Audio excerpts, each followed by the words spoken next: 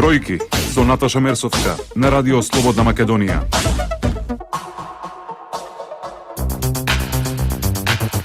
Добар ден, ја слушате економската емисија Бројки на Радио Слободна Македонија. Економијата во фокусот на предизборните програми на ВМРО ДПМН и СДСМ.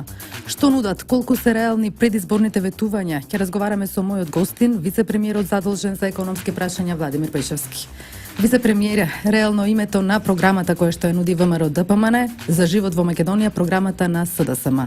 Еден од стратешките приоритети во вашата програма е зголемување на економскиот раст и вработеноста, пораст на животниот стандард на сите граѓани по квалитетен живот. Како ќе го постигнете ова? Прво, пред да се влезе во дискусија како ќе се постигне, секојаш треба да се погледне и што е постигнато во изминатиот период, за да граѓаните имаат чувство дали она што се ветува е реално остварливо. Ние затоа ја нарекохме програмата реално. И економскиот раст на Македонија во изминатите 10 години, значи од период од 2006 до 2015, изнесува негде околу 3%, но просечно на годишно ниво, но е постигнат во ситуација каде што поминавме низ неколку кризи. Имено во светот во 2009 година имаше светска должничка криза, имаше во Европа криза 2011. Ние се соочивме со бегалска криза, имаме политичка криза, така што резултатот што е остварен 3% е добар, особено ако се погледне од перспектива каде сме рангирани споредено со другите европски држави. Тој раст од просечниот 3% ја става Македонија на 5-то место во Европа од некои 30 на држави, што покажува дека македонската економија споредена со она во Европа имала добри перформанси. И ние растеме просечно двојно побрзо отколку европската економија во овие 10 години. Претходниот период на 4 годишно владење на СДСМ е слична стапката на раст, но во ситуација каде имало многу постабилна економска состојба во Европа, и тогаш Македонија била рангирана на 18-то место, би била рангирана ако се направи просекот во Европа, што значи сега сме каскале позади просекот во Европа. Исто така во изминатиот период успеавме да го зголемиме бројот на вработени за над 160.000 лица, што значи дека ВМРО ДПМН како политичка партија заедно со коалицијата за подобар Македонија покажала капацитет, знаење да испорача добри економски растови и зголемување на вработеноста или намалување на вработеноста. Од таму доаѓаме и до следните тези кои треба да се објаснат, што ги има во програмата и што е наречено реално, а тоа е кој е економскиот раст и колку вработени места ќе создадеме во следниот период. Во програмата ние велиме дека растот постепено ќе расте до од сегашното ниво на 3% до 4,5% на годишно ниво во 2020 година, што според мене е прилично конзервативно, но се одлучивме да одиме со оваа стапка, бидејќи сепак како политичка партија чувствуваме одговорност да даваме реални ветувања. Она што го одликуваше ВМРО ДПМН во изминатиот период е да дава реални ветувања и да испорачува повеќе од она што го ветува. И мислам дека овие стапки на економски раст се апсолутно остварливи, особено ако се погледне периодот кога сме работеле без криза, тоа се 2006, 2007, 2008, тоа ќе имаме стапки на раст од 5,1, 6,5, 5,5%, што значи реално е да се очекува и на 4% да постигнеме стапки на раст, но одехме во програмата со конзервативни цифри. Во делот на вработувањата, она што сме сигурни е дека можеме да испорачаме 70.000 нови работни места во следните 4 години и повторно, ако се вратиме на назад, само во последната година, само од проектот Македонија вработува и Македонија вработува 2, се над 20.000 работни места создадени, збирно од сите активности се над 30.000 места создадени, што значи конзервативно одиме и овие 70.000 јас очекувам да бидат и повеќе во тоа се по 17.000 нови работни места годишно. Дали мислите дека е преамбициозна оваа бројка? Не, апсолутно не е преамбициозно, бидејќи ако се погледне она што го очекуваме и кај странските инвеститори, и кај домашните, ова ќе биде релативно лесно остварливо. Единствено доколку има некоја голема надворешна криза во Европа, или ако многу се продолжи политичката криза во Македонија, може да има евентуално потврлање на овие цифри, но во една ситуација на стабилност, јас мислам дека износот ќе биде многу поголем. погледнете ги само податоците за странските инвестиции во Македонија. Оние што се веќе тука, кои што веќе имаат креирано 17.000 работни места, постоечките инвестиции што се привлечени, во нивните бизнис планови кои што ги реализираат и со позабрзано темпо, имаат предвидено само постоечките 35.000 работни места. Значи, буквално ништо да не правиме, 17.000 нови работни места ќе дојдат само од странските инвестиции.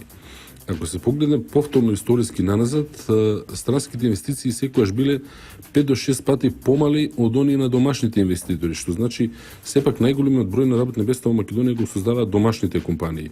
И ако се проектирува на следниот период, износот е навистина поголем, пријатно над 80.000 нови работни места, но за тоа сепак одевме конзервативно, бидејќи многу ни е важно да граѓаните имаат чувство на сигурност во тоа што политичките партии го ветуваат. Во овој случај говорам за ВМРО-ДПМН. Едноставно, мораме да го промениме имиджот на политичарите и сваќањето на луѓето дека сепак политичарите се луѓе кои што ја говорат вистината. Ке нас постојано со години наназад се тврдеше дека политичарите даваат нереални ветувања, дека едно ветуваат за избори, подоцна друго реализираат. ВМРО-ДПМН го смени тоа како пракса. Во принцип, секогаш испорачуваме повеќе од што ветуваме, така што и овие 70.000 апсолутно сме сигурни дека можеме да ги постигнеме. Има многу проекти, многу механизми, многу политики што се предвидени во програмата реално, кои што ќе придонесат да оваа цифра се постигне, но еве во останатиот дел на емисијата ќе проговориме и за нив. СДСМ ветува просечна плата од 30.000 денари и минимална загарантирана од 16.000 денари. Колку е реално ова да се постигне? Видите, знам дека политички на луѓето од секојдневието им звучи многу привлично да слушнат износ дека 30.000 ќе биде просечната плата. Јас искрено би сакал просечната плата во Македонија да биде на 2.000 евра. Меѓутоа треба да се види колку е тоа реално. Во Македонија во овој момент има околу значи, оние што плаќаат придонеси, што се пријавени во Агенцијата за вработување се околу 600.000 вработени. Спрема Завод за статистика, како вработени се водат 720.000, 722.000, но еве да бидеме по-конзервативни да ги користиме податоците на Агенцијата за вработување. Значи, во Македонија постојат 600.000 лица кои што имаат така наречен М1 образец, односно им се плаќаат од правните лица нивни кај што работат давачките. Просечната плата во Македонија е во последната исплатена е 22.193 денари, еве да заокружиме на 22.000 денари. За да се стигне до просечна плата од 30.000, значи треба секој вработен во просек гледано во Македонија да добие дополнителни 8.000 денари. Ако пресметате и давачки на тие 8.000 денари, во просек се околу 50%, 45-6, тоа се уште дополнителни 4.000 денари, значи трошокот на работодавачот би бил, ако некој има плата 22.000 да исплати 30.000, збирно гледано околу 12.000 денари или околу 200 евра. Сега, помножите го тоа со 600.000 вработени, ќе дојдете до цифра од 120 милиони евра месечно, односно по 12 месеци околу 1 милиарда и 400 милиони евра. Значи, во економијата треба да се најдат 1 милиарда и 400 милиони евра за да се стигне до просечна плата од 500 евра. Збирната добивка на македонските компании е далеку под овој износ. Значи, ако се погледна податоците управата за јавни приходи, што значи да се оствари она што го ветува СДСМ, во просек сите компании во Македонија треба да работат со загуба. Значи, економски не е издржано она што го тврдат. Значи, не е возможно да вие толкова додадена вредност да создадете во период од 4 години. Нашиот бруто домашен производ се што создава е на ниво од 9 милиарди евра годишно и растеме 3-4, нека биде растот и 5%. Невозможно е да дојдете вие да креирате дополнителна 1 милиарда и 400 милиони евра во економијата годишно. Тоа можно е да се случи за 6 до 7 до 8 години, но во овој период е апсолутно фантастично да се тврди такво нешто. Јас би сакал да може да биде тоа стварливо, но едноставна анализа на бројките покажува дека е тоа нереално. А дали е реално ветувањето на СДСМ, се извинувам, дека ќе враќаат 15% од данокот на додадена вредност на секој граѓанин? Видите, и тоа е неиздржано, бидејќи прво малку ги мешаат работите. Кога се плаќа данокот на додадена вредност од конечниот корисник, од граѓанинот, не е просечната стапка 18%. Најголем дел од производите што луѓето ги користат се со даночна стапка за данок на додадена вредност од 5%. Значи, огромен број на производи. Така што враќањето на 15% дека тоа ќе вратило цела плата на крајот од годината е апсолутно нереално. Вие, ако плаќате просечна стапка некаде помеѓу 7 и 8%, колку што е ефективно на данок на дадена вредност, не може да се собере цела плата на крајот од годината. Но проблемот е и во нешто друго. Во програмата на СДСМ нема податоци за нивните макроекономски проекции. Ние за тоа излеговме со податок колку ќе биде растот, колку ќе биде буџетскиот дефицит и врз основа на тоа креиравме колкава е рамката за капитални инвестиции и што е она што како нови проекти може да се реализираат од затекнатата состојба. Ако вие имате проекти, во програмата на СДС има огромен број на проекти кои ги зголемуваат фискалните давачки, значи ги зголемуваат трошоците на државата, а во исто време проектирате намалување на приходите, во ситуација каде што веќе имаме дефицит од 3,5%, толку треба да биде на крајот на оваа година, едноставно доаѓате до ситуација да нема од каде да се финансира државата. Значи, убаво би било да може... Тие се залагаат за воведување на прогресивен данок, односно богатите да плаќаат повисок данок.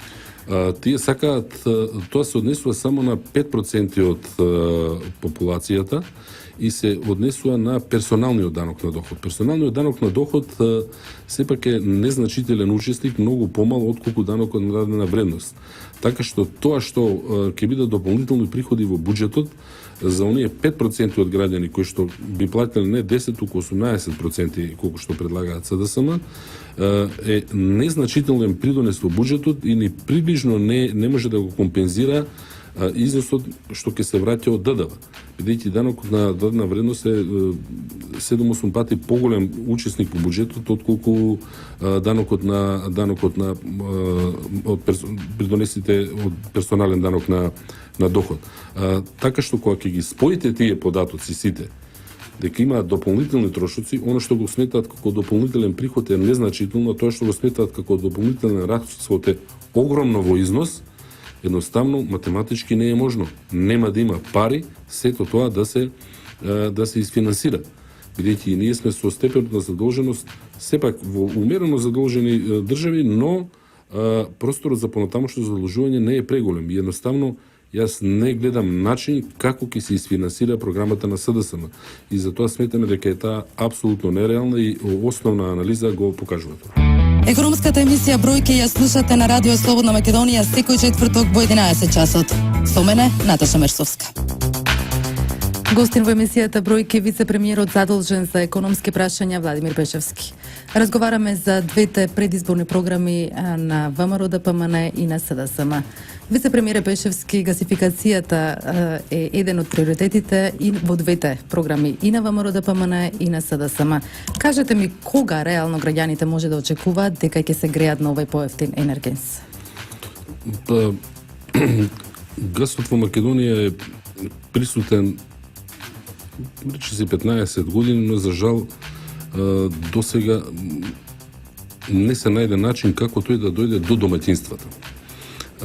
Главниот проблем беше што не беше направена дистрибутивна мрежа низ градот Скопје, докаде што дојде гасот и што преносниот систем не беше изграден на територијата на Република Македонија. Значи имавме само еден директен цевковод кој што доаѓаше од бугарска граница, поминуваше покрај Крива Паланка, покрај Куманово и доаѓаше до Скопје.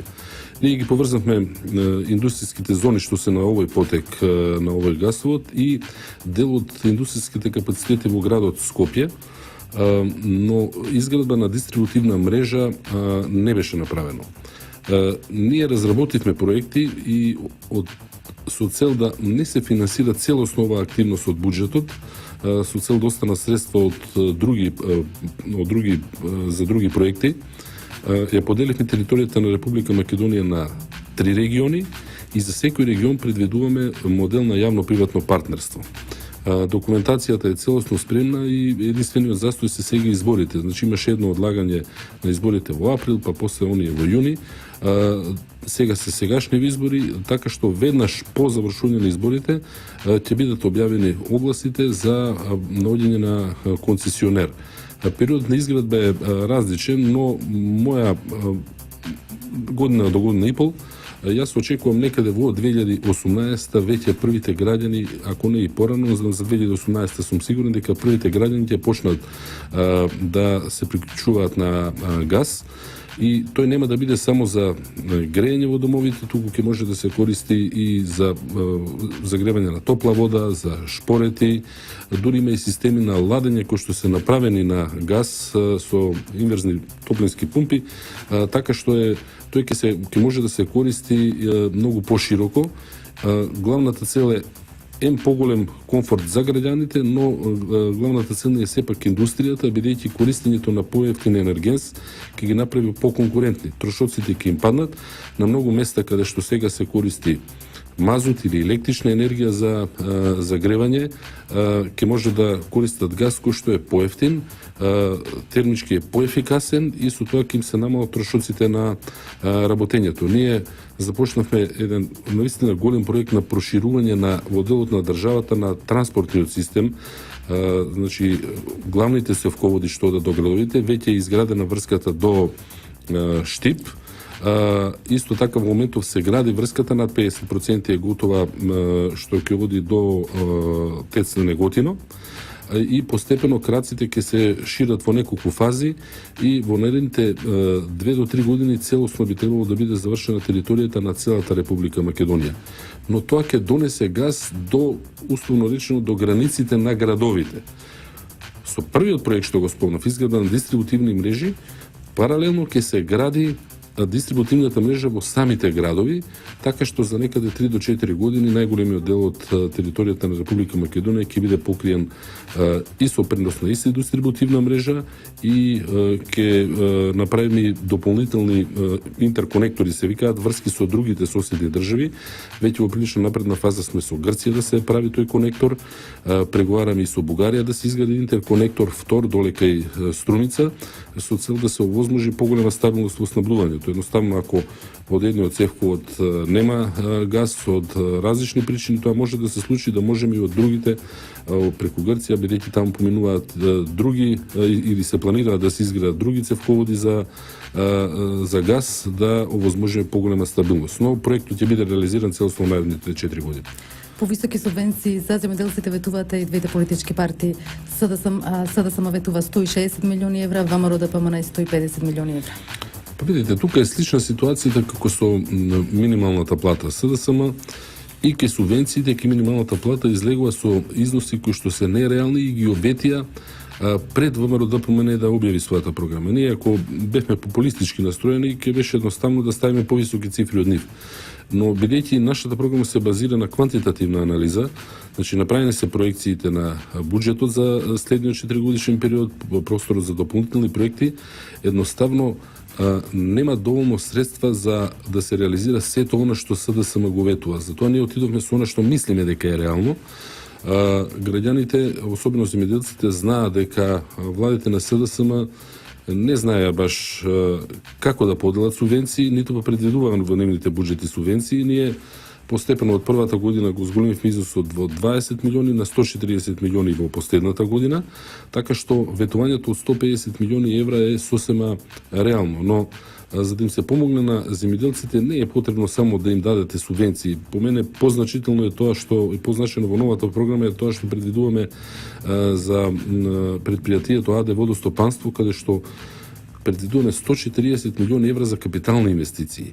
Со тоа на 20.000 нови хектари земјиште ќе има наводнување, а најголем раст на приносите настанува кога на некое земјиште кое што немало наводнување ќе донесете наводнување.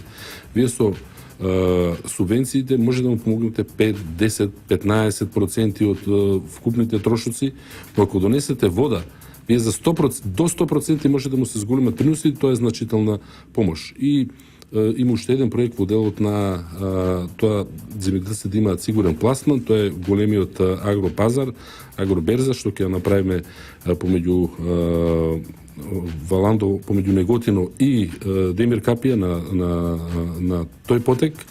каде што Тој ќе се ќе направи значи условно сигурен пласман. откупен центар каде што голем број на трговци кои што се надвор од Македонија ќе бидат присутни, 50 до 60, каде што на едно место ќе се врши калибрирање, сортирање, пакување на робата, таа на подвижна лента ќе се движи, брзо ќе може да се нуди на продавачите, но ќе се постига фер цена.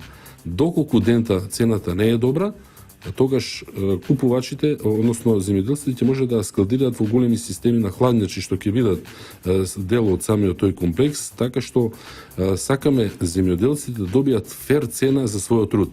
Сега имаме ситуации каде што трговците, прекупците го користат, особено моментите на шпицови, кога созрва определен земјоделски производ, земјоделците се принудени да го продават во тој момент, ја рушат цената, и бидејќи се финансиски помоќни прекупците, дел од нив ги складираат во своји хладничи, потоа постепено по многу повисока цена ги продаваат.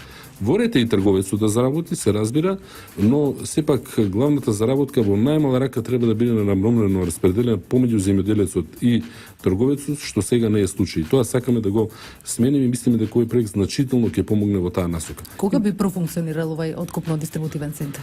Па подготовките ќе почнат веднаш по формирање на новата влада. Ние веќе имаме формирано тим кој што ќе треба дополнително да посети вакви слични центри во Холандија. Ние за изработка на програмата пративме неколку луѓе да видат како функционира тоа таму.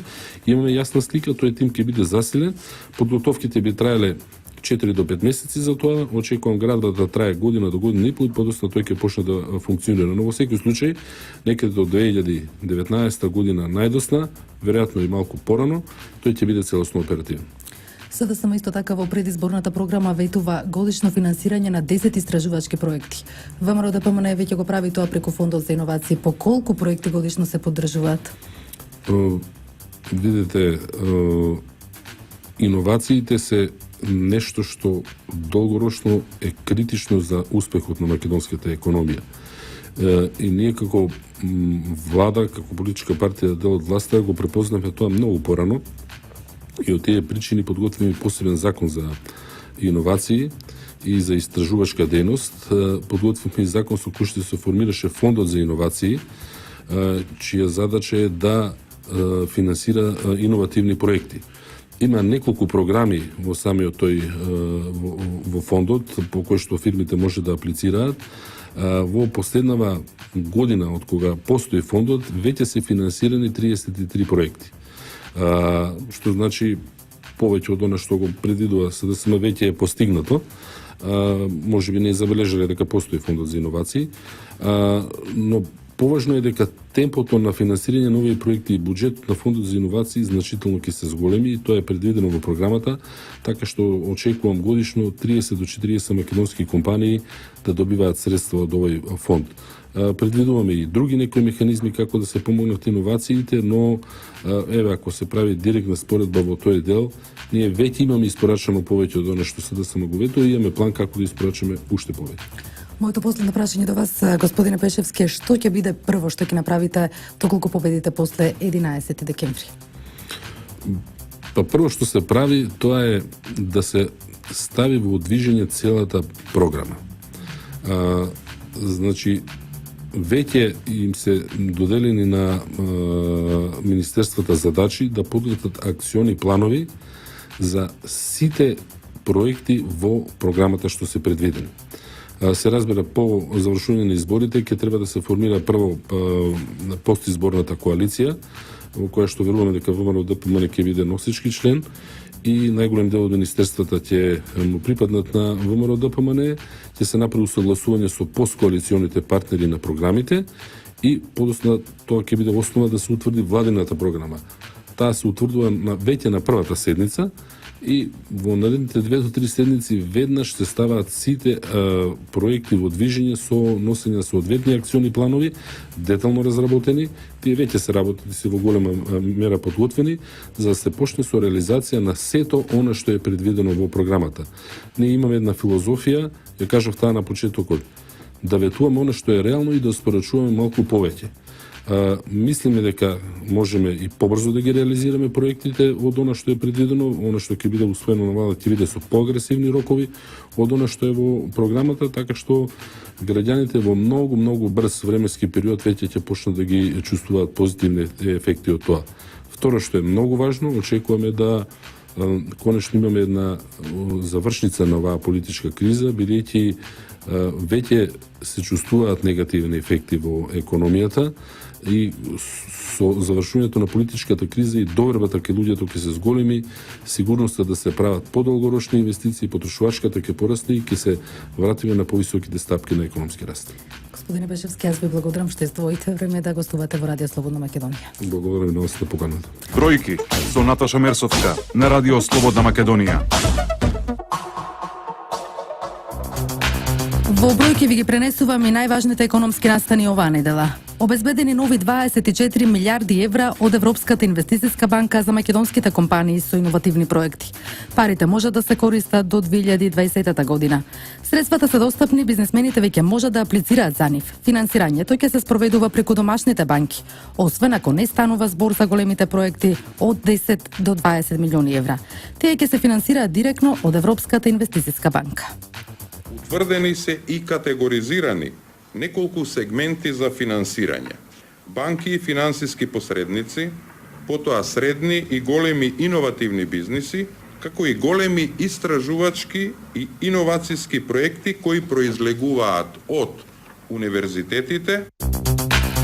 Предходно од Европската инвестициска банка македонските фирми на располагање имаат 350 милиони евра поделени во 4 транши.